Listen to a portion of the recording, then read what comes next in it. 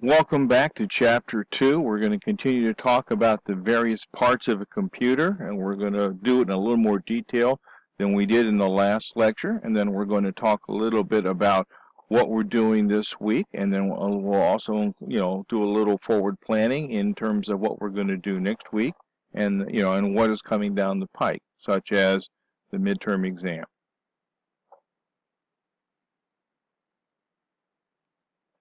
And of course, last class we briefly talked about, and we'll do it in more detail this class, the four main functions of a computer system, how they interact with data and information. We'll talk about more bits and bytes, and we'll talk about how they're measured, used, and processed.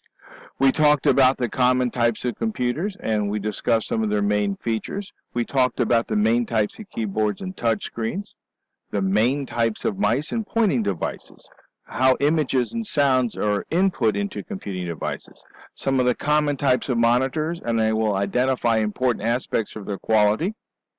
We'll talk a little bit, we talked about and we'll continue to talk about the various types of printers, and we'll talk about how you would use them. We talked about some of the options you have for outputting sound from your computing devices. And again, we're not just talking about desktops or laptops or tablets. We're talking about our smartphones and other devices as well. Talked a little bit about motherboard and RAM, the main functions of the CPU, the various types of hard drives for data storage, a little bit about cloud storage and how you can use it, the various portable and optical storage solutions, the common types of ports used today, and a little bit more about ergonomics and the importance of ergonomics when you're setting up your computing environment. And again, I want to stress, and we'll revisit this, sitting down and spending all day on a computer is not a good thing to do.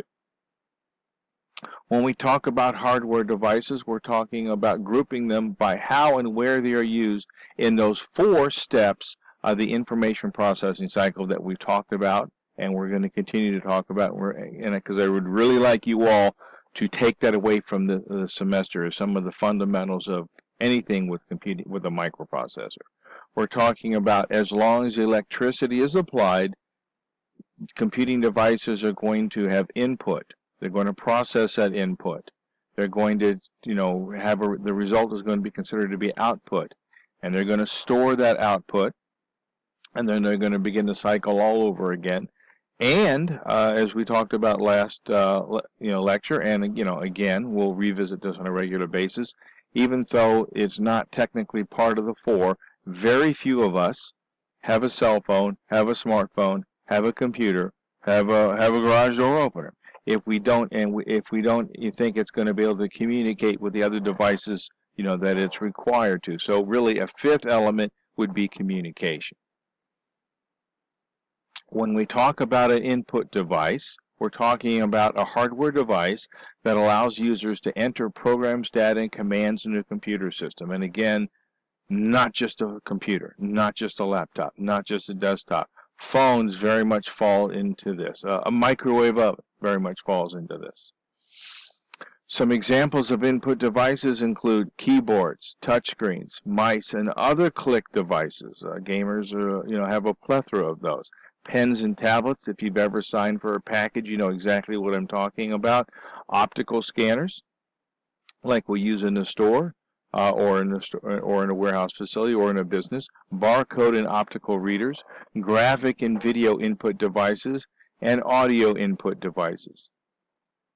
Classic keyboard is going to look something like this, and this is known as a QWERTY keyboard because we have QWERTY spelled across the first 6 keys in the upper left. Okay, engineers are a very simple bunch, and it's really kind of a neat keyboard. In a traditional class, I'd actually pull up examples of the information technology device of choice before computers came along, and some of you may already know what that is. We're talking about the old manual typewriters, and interestingly enough, the keyboard as we know it, the QWERTY keyboard as we know it, was developed way before computers were invented, and in fact, it is designed to force you and I and everybody to type as slowly as possible. They basically had a problem with, and again, if you go back and look on YouTube, of images of an old manual typewriter, people fingers flying across the keyboard. If they typed too quickly, the keys, which come up, to a central point, and they're made out of soft lead, okay, would get stuck, and it would become, they'd have to stop, and they had to untangle it, and they'd get ink all over everything, and it was just a mess. So they actually spent a lot of time and a lot of money and involved a lot of people in designing a keyboard where in the Latin alphabet, the keys were actually designed to be as far apart from each other as possible to force us to take more time in using our fingers to depress the keys to lessen the possibility that the average typist would jam their keys up, okay? And therefore, everything would come to a halt. Even though we no longer have that problem because everything is electronic, we still use that keyboard design because it's what we know, it's what we're used to. It's what our teachers learned on, what their teachers learned on, and it's what these instructional materials in the schools tend to be. It is not the most efficient type of keyboard out there. Okay.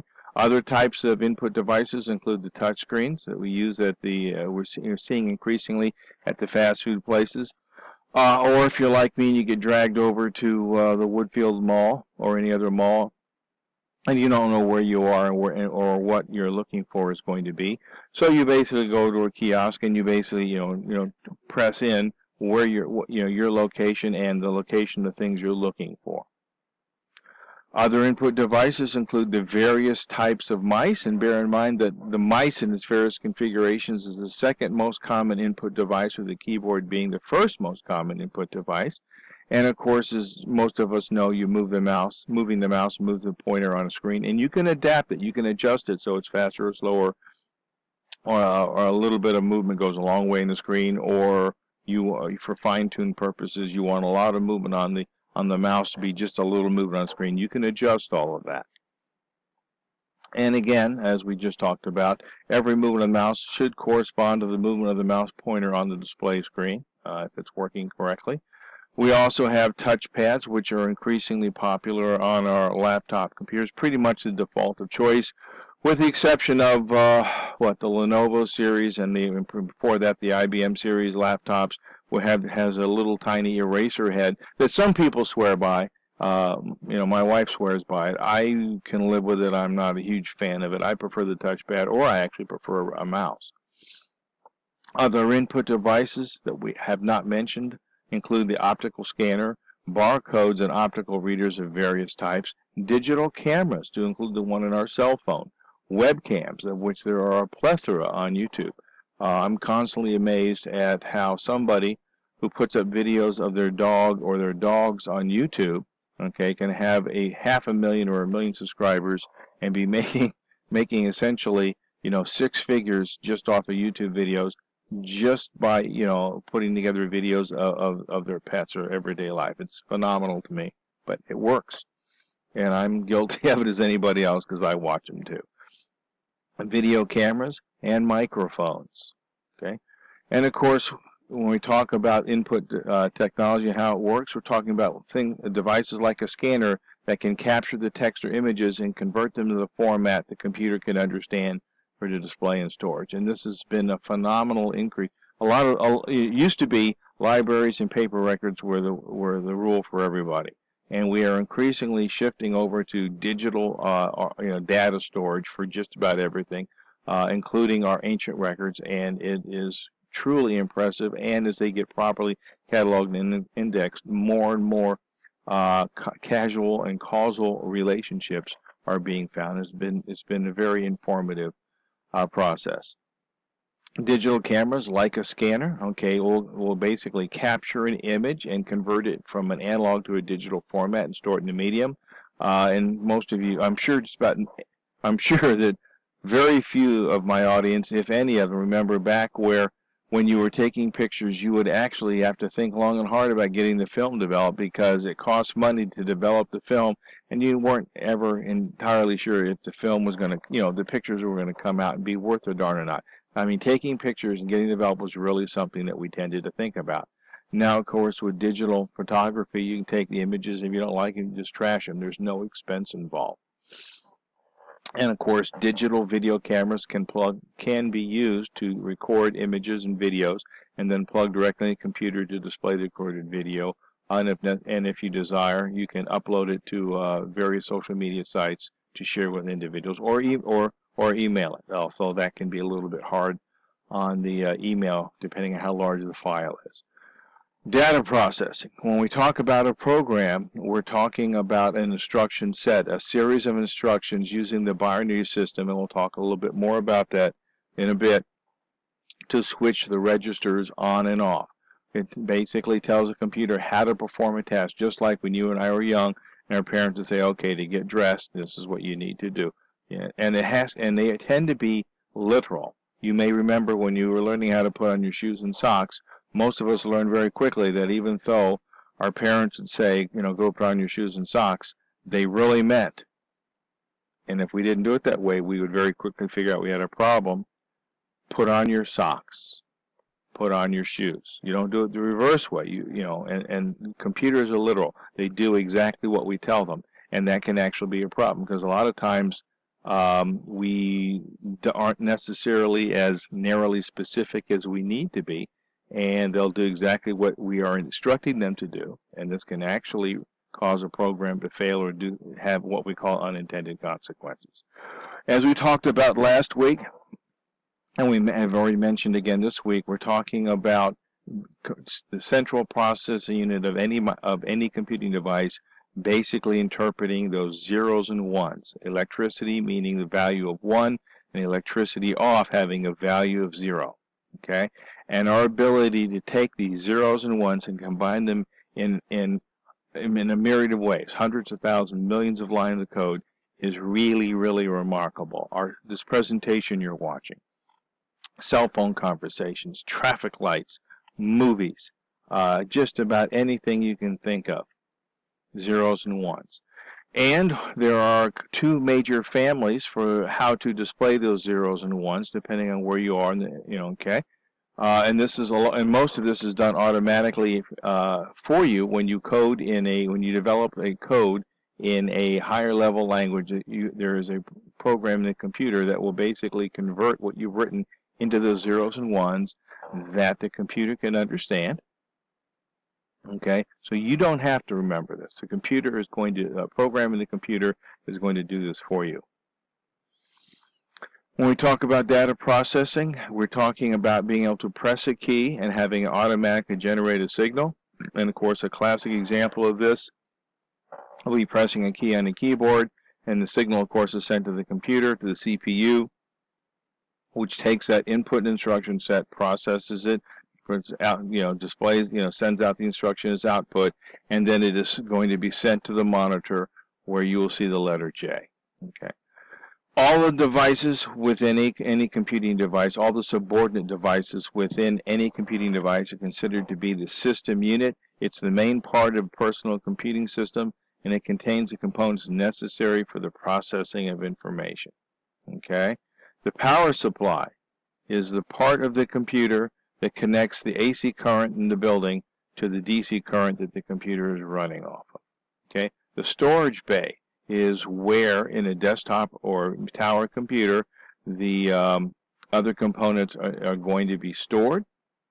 The motherboard, as we talked about last week, okay, is the takeoff of a mama puppy with her kittens, or a mother cat with her mama puppy with her puppies, or a mama cat with her kittens, and basically it holds all the other electrical components so they plugged in so they can receive electricity and send and receive information. This includes the central processing unit, the system clock, the slots for RAM chips, the slot for ROM chips, expansion slots to attach expansion cards, ports to connect input and output devices, and the buses that provide for communication of data between the various computer components. Buses on a computer are not too dissimilar in concept from the buses running around Chicago, in that they have predetermined routes and they basically travel on those routes, picking up and sending, and putting down data, just like a bus will pick up and discharge people at various locations. Motherboard, and in the desktop, or a tower, it may look something like this. Okay, again, is where all the subordinate components are plugged into. Okay, to get it to draw their electricity from, to send and receive data. Within those components, we have the central processing unit, also referred to as the brains of the computer. It interprets and executes the instructions for most computer operations, not all, because your graphics processing may do some of it as well, especially for anything mathematically demanding, which includes video. Video, whether you realize, which most people don't know, is a mathematically demanding function. Voice is a less mathematically demanding function. On a personal computer, it's going to be a single or possibly dual chip called a microprocessor. Okay, and it basically does those four things that we have talked about in the past, and we're going to revisit throughout the semester. It fetches the instruction, decodes the instruction, executes the instruction, and it stores the result. There are a number of subordinate elements within the CPU, but other than your and my ability to swap out a CPU within our computer, the subordinate elements are pretty much frozen. You and I can't change them. The most we can do is change the CPU. We cannot change the subordinate elements. They're part of the manufacturing process. The machine cycle includes the four steps for reading and carrying out an instruction: the fetching, the decoding, the executing, and the storage, as long as electricity is present within the machine. The control unit directs and coordinates the overall operation of the computer, and it performs the machine cycle functions for fetching an instruction and decoding an instruction. The math logic unit, or the arithmetic logic unit, is with the subordinate element of the CPU that executes and carries out the instructions and performs the math and logical operations on data. It's what we use, and this includes our graphics and our video. It does the adding, subtraction, multiply, and division, okay, and performs the logical operations. The registers are another element of the CPU. They provide for, like a kitchen counter in a kitchen, they provide for temporary storage location. They record the results to memory for quick access again. And there are three major types: instruction, data, and storage registers. Okay. There are a number of concepts or technologies that we use, and as we go along, we learn more and more, and we develop more and more effective types of processors. Okay, used to be not that long ago, processors did not have the concept of pipelining. Okay, and without pipelining, the computer would execute an instruction after the previous instruction completes the machine cycle. And a way of looking at this: if you've ever done laundry, okay, take your laundry down, you put it in the machine, you set the cycle. When it's done with the cycle, you take it out, you put it in the dryer. When it's dry, you take it out and you hang it up, or you sort it out, or you do whatever with it.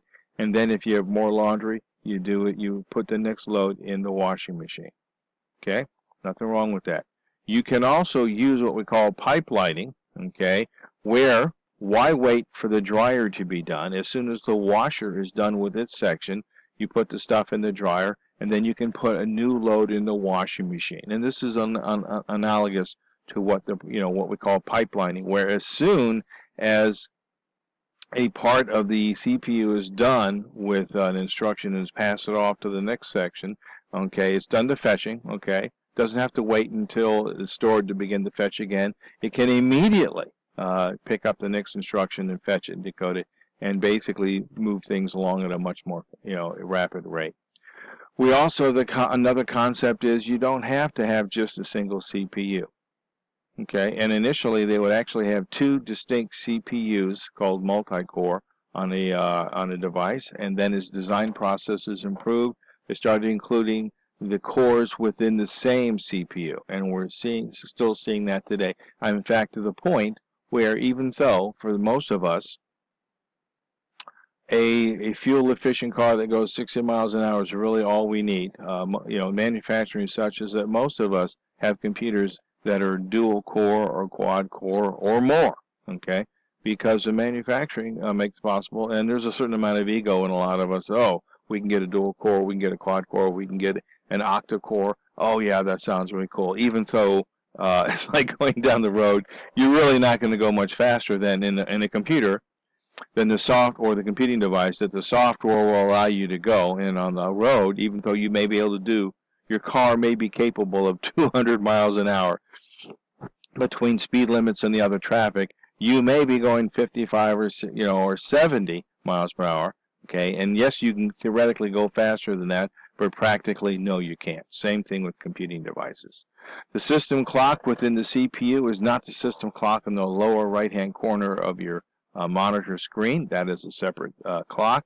The system clock is the part of the CPU that controls it. It's like the controlling the traffic lights in a town or a city, so that in a perfect world, as they're flowing with traffic and you're hitting all the lights as they turn green, which is really kind of cool, versus when you're going against the traffic and you're hitting every light and it's red, and you're just, Jesus Christ, you have to put up with it, but you don't have to like it.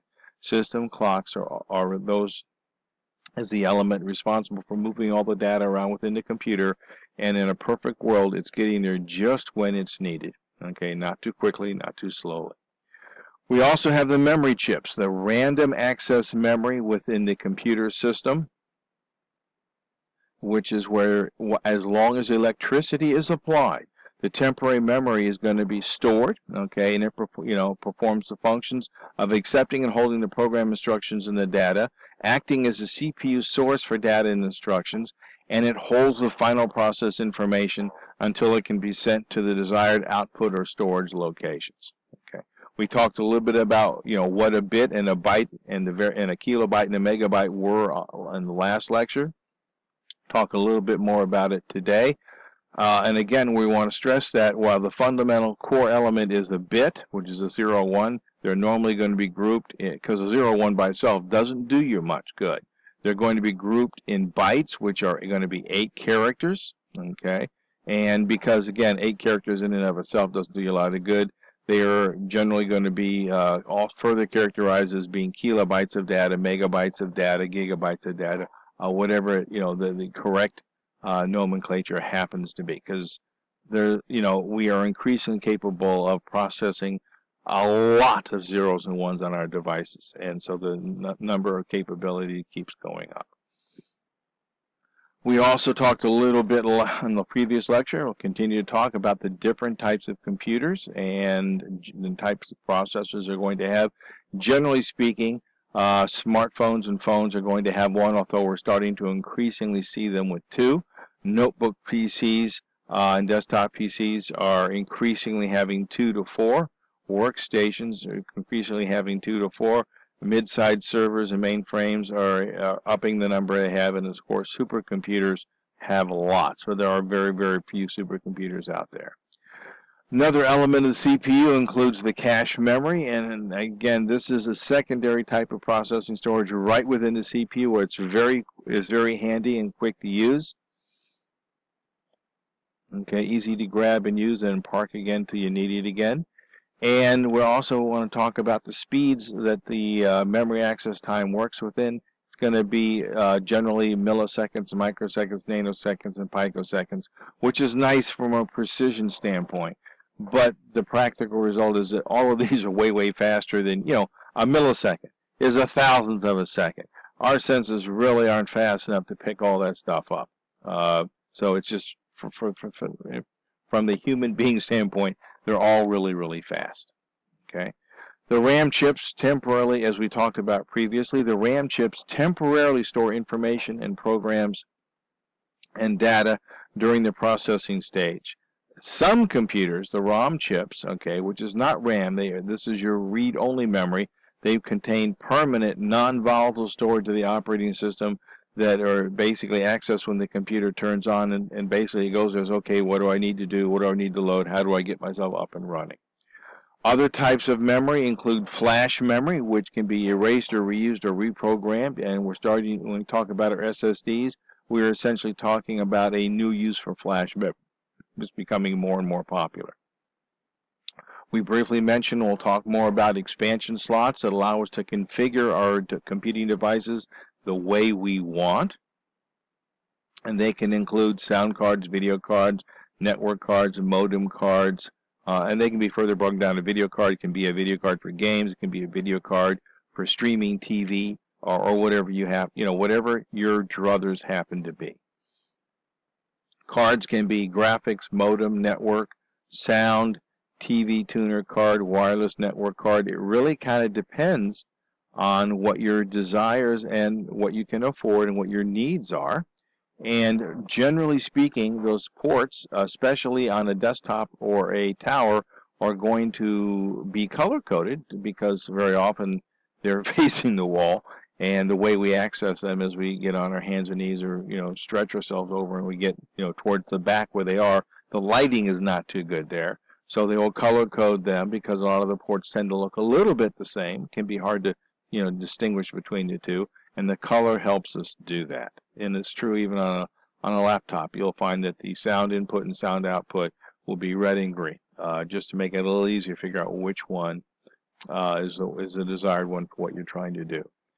The ports can be USB, they can be serial, they can be video ports, or they can be SCSI. And I'd like to bear in mind that USB is, while it's not the only one, USB, standing for Universal Serial Bus, allows devices that are properly designed to use it to use it in lieu of all the other ports, and therefore it's a little more convenient. Not necessarily the most efficient, but if all your if you have 3 or 4 USB ports on your computer, any devices you plug in use a USB connection, your life is going to be a little simpler. We talked briefly about buses. There are internal buses and external buses on your computer, and just like the bus routes in a major city like Chicago, these are the routes that the information travels around in order to be picked up and dropped off at the various locations. Output can be text, can be audio, it can be video. And as we talked about last class, the audio includes setting, say, your smartphone for vibration. So that you're alerted that someone's trying to reach you or someone sent you a message, but it doesn't disturb the other people in whatever gathering you happen to be at. Output devices are defined as any hardware device that makes information available to a user: monitors, printers, plotters, speakers, whatever. And the output medium is any medium on which the information is recorded, and we're generally talking about storage medium when we're talking about medium. Monitors, are the most common soft copy output device, and I stress soft copy because when the electricity is turned off, is removed, whatever's on the monitor is going to be gone. So that you may want to make a hard copy of it, either save it as a digital information to a permanent storage or print it out as paper. And I'd like to stress that this monitor they're showing here is a conventional, what we call a CRT, what all monitors used to look like, and they are increasingly being replaced by what we call flat panels. And I mentioned the last lecture, and I still get a chuckle out of it. A few years ago, when we had kids over for a play date from the other mothers with small children in our church, and we had a older but still serviceable conventional CRT. It was a high-end computer back in the 90s, and the kids simply didn't recognize it because in their experience TVs were all flat panel, and the fact that this wasn't caused them some confusion. Any type of monitor you have is going to be looked at in terms of its quality, and generally the resolution is going to be determined by the number of pixels, little tiny dots on the screen. With generally the more pixels, the higher the resolution of that monitor. And it's also, monitor performance or monitor quality is also determined. Picture quality is also determined by the signal being sent to the monitor by the video card, how good it is. And I like to especially stress to you the refresh rate. Most monitors or monitor devices come out of the factory with a refresh rate of 60, And 60 is great for the manufacturing, great for hardware. It's not working very hard. But if you have a computer, generally a higher quality computer, you're going to be able to change that refresh rate to 72 or higher, which you want to do if you can, if you care, because 60 is specifically designed for use of an hour or less at a time. It's really not good for your eyes.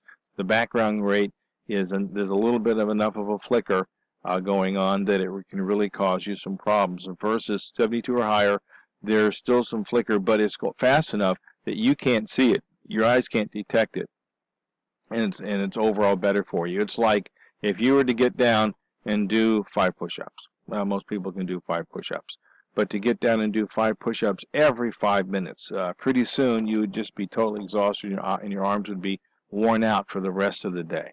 Okay, and refresh rate, or a lack of it, is a major reason why, when especially small children are playing video games all day and they're not off those machines all day, then they find themselves going to the optometrist and getting glasses way before they need to, or much, or even before they would need them at all, because they are essentially beating up their eyes, having them do something their eyes were not intended to do. We mentioned ergonomics last class. We're going to mention a little bit more this class. We did not evolve to use computers. We did not evolve to sit for long periods of time. In the human body, the strain on your back when you sit is 400% greater than when you're standing or when you are lying. Okay? So investing in a good chair, investing in a good keyboard, and especially keyboard that is curved, split, if you will, okay, which seems a little odd to use until you get used to it, and a monitor at a good height directly in front of you, and give yourself a break after every 50 minutes or so. I really can't stress that enough. Other devices include display devices for wearable computers, television displays, which are getting, I don't want to say better, but more effective, or larger and more display worthy all the time. Screen projectors of various types, which gets us into none of this is standing still. Okay, back in the 40s and 50s, they used to have the old Dick Tracy comic book series, where he basically had a personal hovercraft and he had a wrist radio / phone, and way back then that was science fiction. Well, now we have it. We don't have the hoverboard yet. We don't have a personal hovercraft yet. But everybody wants to with their cell phones. Essentially has what Dick Tracy had with his wristwatch radio TV function, and it'll be interesting to see where the future takes us based on all this stuff. Okay, so we've talked about the 4 main functions of a computer system. We talked a little bit about bits and bytes, a little bit more about the common types of computers, types of keyboards and touch screens, and we'll talk more about this next lecture. The types of mice and pointing devices, images and sound, how they're put into a computing device, how they're displayed, some of the different aspects of a monitor, aspects of a printer, some of the options for outputting sound, motherboard, CPUs, hard drives, optical and portable storage solutions, ports, okay, managing power consumption on your computing devices, and the importance of ergonomics. Okay, this is still Chapter 2. As you get your books in, you want to read through Chapters 1 and Chapter 2. At the end of each chapter, there are the textbook review questions. You want to go back and pay attention to those, because in 6 weeks we're going to have the midterm exam right off the textbook chapter review questions. If you wait until the night before the midterm, you're not likely to do nearly as well as you will than if you review those every week. Okay, there's a word video that I strongly encourage you to look at after this one when you're starting, before you do the word lab. And of course, for Chapter 2, we're working on Word Chapter 1, not for Chapter 2, but for this week, we're working on Word Chapter 1, specifically 1.1 through 1.10. I'm looking for you to do the exercises, save the final file, and submit it under Week 2 assignment. Okay. Next week, we're going to talk more about Word Chapter 2, and we're going to jump into Lab Word Chapter 2 from the lab book, not the textbook. Okay, subject to your questions, digest what I've said, review the material, go look at the Word video, and do the assignments for the class. Thank you.